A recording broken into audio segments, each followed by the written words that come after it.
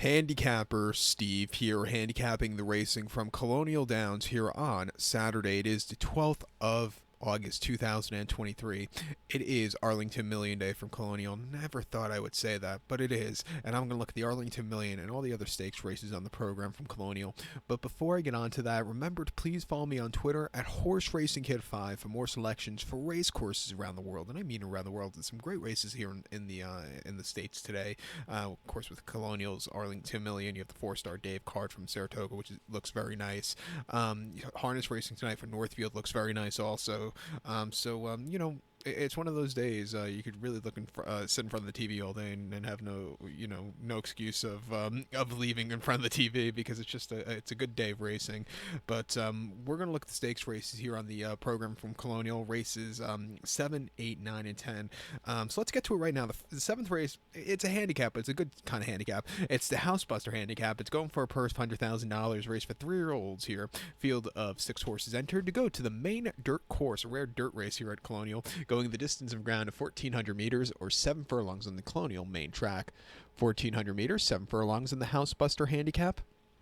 My top selection here, I'm going to go with the 1-horse bouncer. Let's go 1-4-6-2 in the superfecta. 1-4-6-2 super, top selection to 1-horse bouncer. This 3-year-old gelding by Adios Charlie. Mark Cassie trains. Antonio Gallardo gets the mount.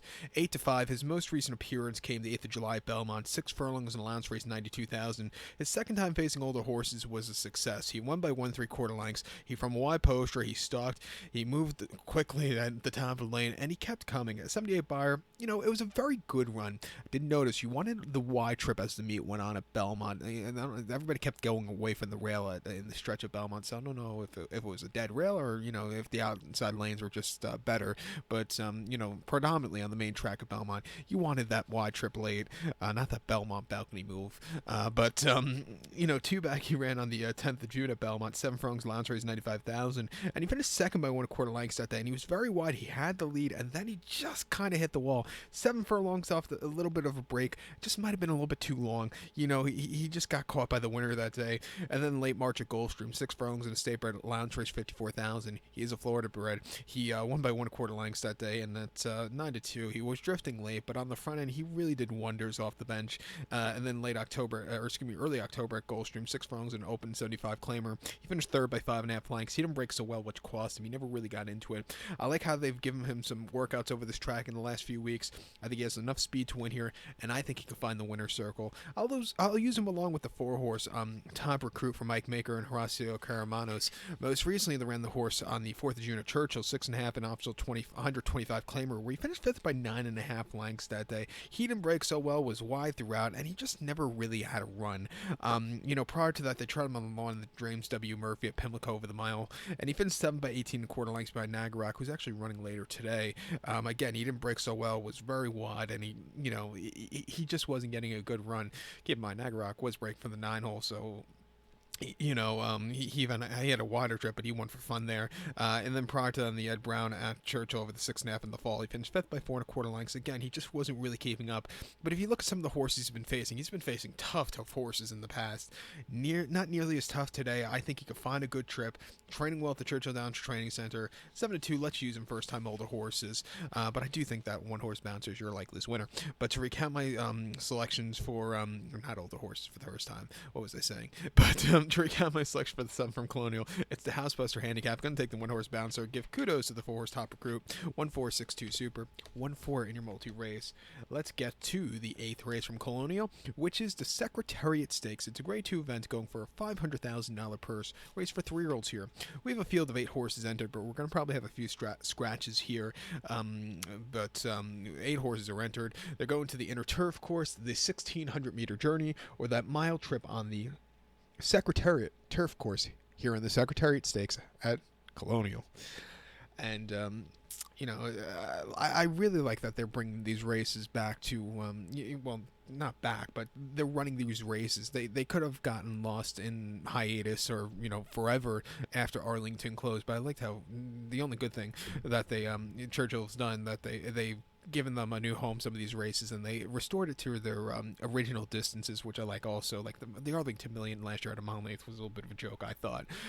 But this year at a mile and a quarter later in the card, I think that's going to be a good thing. And this race could have been lost forever, but I think it's a good one.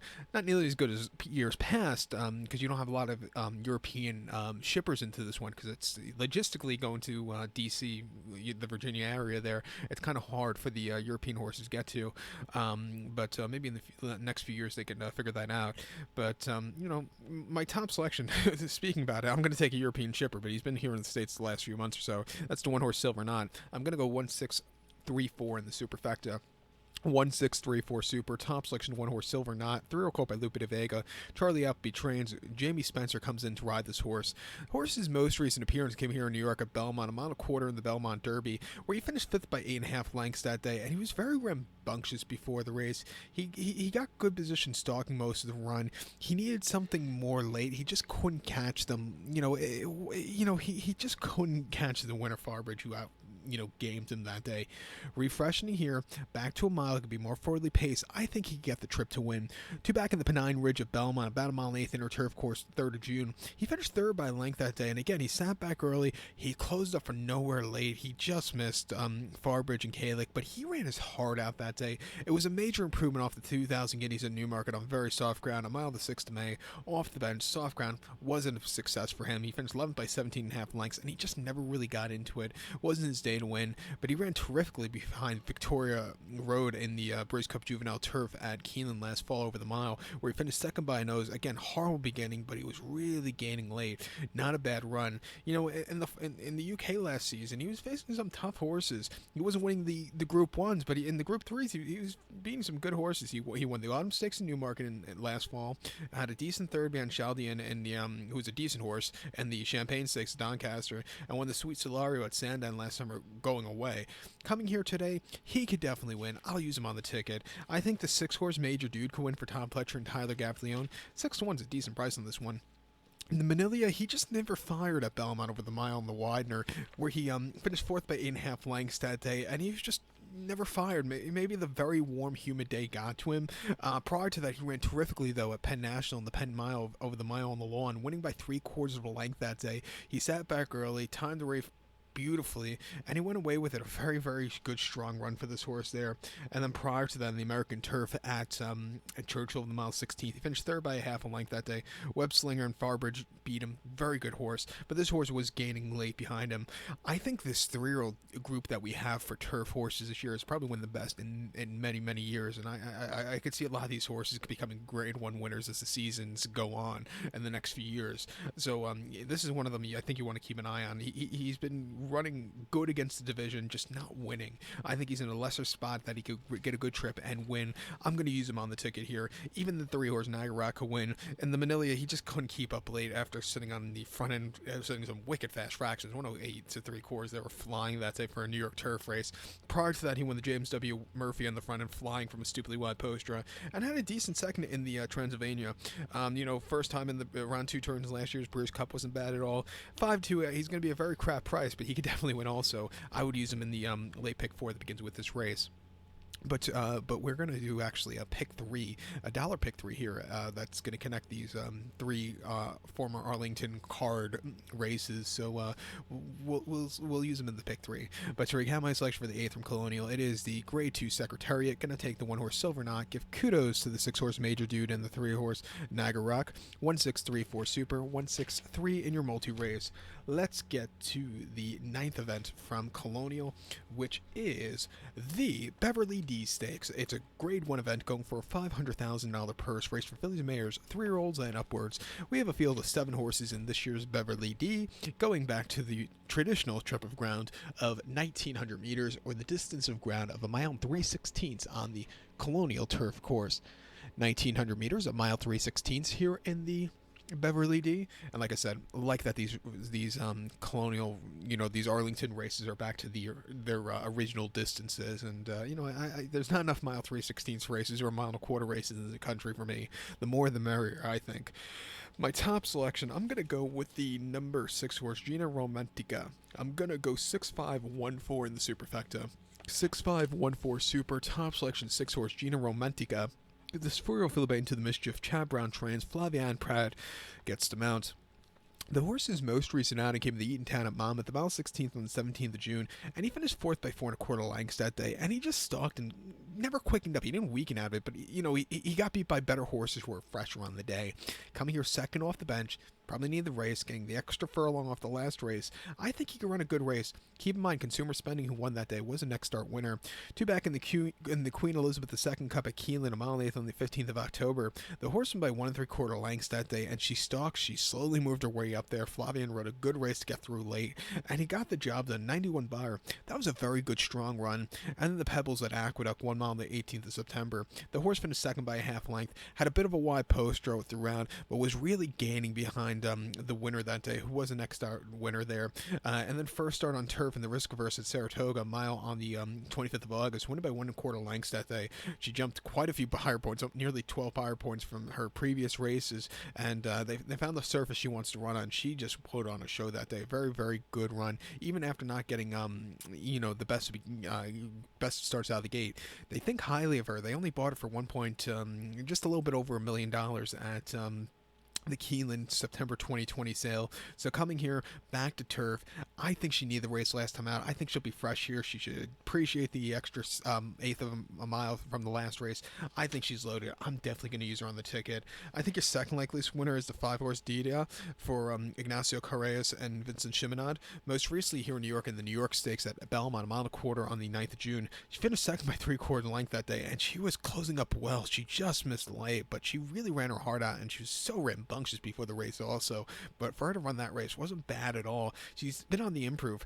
Two backs run at Churchill on the 5th of May, a mile and eighth in the Grade 3 Modesty. Usually the local prep race about a month before this race at Arlington, but the last few years they've been running the Modesty at Churchill on Derby weekend, I believe on Oaks Day, and she won by 1/2 lengths, and she put on a show from a track and trip. She quickened up nicely and went away with it, and then the Tom Benson Memorial at the Fairgrounds over the mile 16th, won by 1 1/4 lengths. She really, won on that very weird turf course. Remember that, I think we've all forgotten that, or we were trying to forget that Fairgrounds turf course is from this past winter, where it was all eaten up. They had the rails out 1,000 feet from its inside post draw, from the inside rail. Is just horrible. But this horse liked that turf course, and this horse loves this turf course. She's 2 for 2 on it. She won the Old Nelson Handicap last year on this turf course by a neck, coming back with a 93 Buyer with a stupidly wide post draw, and then she won a North America debut last season by a length, closing up from nowhere against some decent horses. She's been on the improve. She's training well at Keeneland. She could definitely win. She's a major part of this pick 3 ticket we're going to play, so let's use her. But to recount my selection for the ninth from Colonial, it is the Grade 1 Beverly D Stakes. Going to take the 6-horse Gina Romantica. Give kudos to the 5-horse Dadia. 6514 Super. 65 in the pick 3. The feature 10th race now from Colonial. It is the Arlington Million. It's a Grade 1 event going for $1 million purse race for 3-year-olds and upwards. We have a field of 11 horses going to the Colonial Outer Turf Course, the distance of ground of 2,000 meters, or the distance of ground of 1 1/4 on the Colonial Outer Turf Course. 2,000 meters, 1 1/4. Kind of starts on a turn a la Arlington Park, but not nearly as sharp as that turn at Colonial, at Arlington. So, it's a little bit, fairer, I think. But it's going to be an exciting one. Like I said, I can't stress this enough. I like that the race is finally back to 1 1/4. I hated last year when they ran this race over the mile and eighth at Churchill on that very spongy turf course. Another thing we're trying to block out of our minds, that the Fairgrounds turf course from this past winter and last year's Arlington Million on that turf course. But my top selection, I love the 8-horse Catnip here. I'm going to go 8-6-3-2 in the superfecta. 8632 Super, top selection 8-horse Catnip, 4-year-old gelded by Kitten's Joy. Michael Stidham trains. Brian Hernandez gets the mount. Keep in mind, the sire Kitten's Joy actually won over the mile and 1/4 here at Colonial as a 3-year-old 19 years ago in the 2004 Virginia Derby, when they used to run it at a mile and 1/4 in midsummer, and he really put on a show. Came back to had a great career, but it is, I think, even better sire Kitten's Joy. But this horse Catnip, his most recent outing came in the mile 3 to United Nations at Monmouth on the 22nd of July, where he finished second by 1 1/4 lengths. He stalked. He got the lead Therapist, the old man, caught this horse late. He ran his heart out. I think going to a mile and a quarter around 2 turns should be a little bit better to his liking, could slow it down. I think he could really run a good race and win. I think with this race, you want to be a little bit. There's not a lot of speed. I think you want to be a little bit closer to the front, and I think this horse could do it. Two back, he ran the Monmouth Stakes at Monmouth, the Monmouth on the 17th of June, and he won by half a length that day at 6.5 to 1. He stalked. He slowly moved his way up into it, and then he hit the wall, but then came back. He really, got the good trip to win that day. I think a lot of horses were just making a little bit too much premature moves, which, cost him. This horse, he came back to get the job done there. And then prior to that, optional 30 at Monmouth, the mile 16, 27th of May, he won by a length that day, and he stalked. He got to the front end. He quickened up, and he went away with a very good race there. And even his seasonal reappearance to Keeneland over the mile and allowance race, winning by a neck, coming from mid-pack, a very, very good race, even after a horrible beginning. He started on this turf course twice last season. He ran the Virginia Derby, where he finished 6 by 4 3/4 lengths, where he just really couldn't keep up. Also, he was a little bit rambunctious that day, and then he broke his main here going a mile and eighth on this outer turf course by a length from a track and trip from a stupidly wide post draw. He took off clear. As the season has been going on, he's been getting better. As the competition's been heating up, he's been getting better. I think he's sitting on a very good race. I'm going to use him. I think the 6-horse masterpiece for Jose Lezcano and Dick Dutcher Jr. could get the job then also. Be kind of cool for him to win 2 Grade $1 million races, in 2 weeks in a row after everything he's been through the last 12 years or 10 years or whatever it's been. But this horse is coming out of allowance race at Belmont on July 4th, mile 16th. He finished second by 3 1/4 lengths, and off and on rains throughout that day at Belmont really affected the turf course. Horses just weren't handling it. He handled it a little bit. He was a little bit wide, but he needed something more. But he ran his heart out off the bench. He probably needed the race also. Another horse going to a mile and a quarter could be a little bit more forwardly paced. He was run races good enough to win here. They tried him in the Pan American 2-back at Gulfstream, mile and a half on a very lightning fast turf course at Gulfstream, where he finished third by 1 3/4 lengths that day, and he sat back early. He had the lead. The old man Therapist caught him late, but he ran his heart out that day. And then the McDermott at Gulfstream, mile 3/8 on the 4th of March, one of the races of the year, I thought, at Gulfstream. He finished third by 1.5 lengths. Again, he sat back early. He was stupidly wide. He was gaining late. But again, he ran his heart out with the 97 buyer and the Pegasus World Cup turf over the mile and eighth at Gulfstream. He finished 7 by 3 lengths that day. He had a very wide poster, which cost him. He got going along with everybody in the race, but he just couldn't get there. The care before that was he was under the care of Mike McCarthy before that in Southern California. He ran last year's Breeders' Cup turf where he finished 8th, never really getting into it. A decent second last year's Del Mar Handicap and won the Eddie Reed. Back to a mile and a quarter, should be forwardly paced. It wouldn't surprise me at 12 to 1 if he gets the job done. Even the 3-horse set piece, I think he's getting up there in age, but he won the Arlington Stakes 2-back quite nicely, and he won the Baltimore Washington Turf Cup last year over the mile quite nicely also. He's going to the mile quarter. That's the biggest question for him, but he has run races that could win here, but the biggest question is, can he run here off the bench? We're going to figure that out can he figure not that, but can he figure out the mile quarter? That's going to be the biggest test for him. He's training well on the turf course at Churchill. I'll give him a shot, but I do prefer the other two before him and this very wide open Million. But to recap my selection for the 10th from Colonial, it's the Grade 1 Arlington Million. Gonna take the 8-horse Catnip. Give kudos to the 6-horse Masterpiece and the 3-horse Set Piece. 8-6-3-2 Super. 8-6 in your multi-race. So good luck to all, and please follow me on Twitter at Horse Racing Kid 5 for more selections for race courses around the world. Good luck, everybody.